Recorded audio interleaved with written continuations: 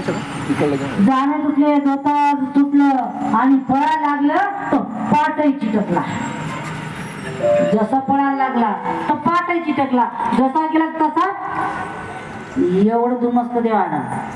देवाच्या पहिले सांगतो की भगवंताच्या जर भक्ताचं काही जरी बोललं तरी भगवंताला देवाला बोलत चालतं, भगवंताला भक्ताला बोलता कामा येत नाही. त्यावेळेस मग एवढी घाबरली की आता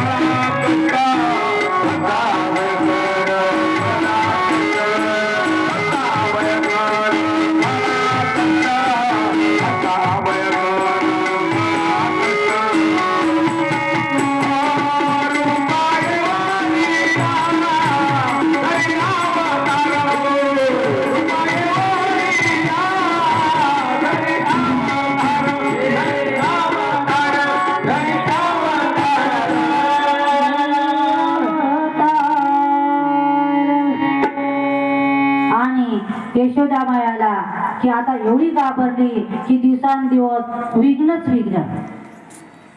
त्यावेळेस पासून तिने असं ठरवलं की आज माझ्या बाळा कोणी हातच लावायचा नाही, याच नाही, पाच तिथून पाहायचं, काय लांबून पाहायचं, माझ्या बाळासमोर यायचं नाही. निर्णयच केला. कारण घटना तशा घडत होत्या. जशी माहीत झालं तशी कितीतरी राक्षस त्याला त्रास दिले. काही ना काही कोणा कोणी काही चालूच राहायचं. ते यशोदा मला एवढी धडकी बसली जेणेकरून भगवंताला पाहत दूर जवळ यायचं नाही.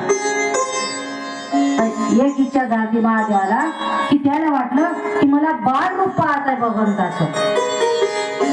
एवढे सगळेजण गेले आणि भोलेनाथाची इच्छा झाली की आपली एवढी की भगवंताचं बाळ रूप पाहण्याकरता. आणि महादेवानं त्याचा गोसाळ्याचं रूप धारण केलं की आपण बाळाला घेण्याकरता काही दर्शन झालं की लगेच असा अवतार धारण केला आणि आले गोकुळामध्ये. गोकुळात आल्यावर ते धनधन वाजू लागले, खूप नाचू लागले की आपल्या भगवंताला कोणतरी आता एवढं तुला कोण नाचायचा करे. आणि याच कारणाने भगवंत एवढं रण चालू केलं. भगवंताला माहित होतं की हे सहसा काय देत नाही, यशोदा माया काय देणार नाही कोणाकडं. एवढं राहणं चालू केलं, रात्रापासून चुपच राहतात, चालूच राहणं.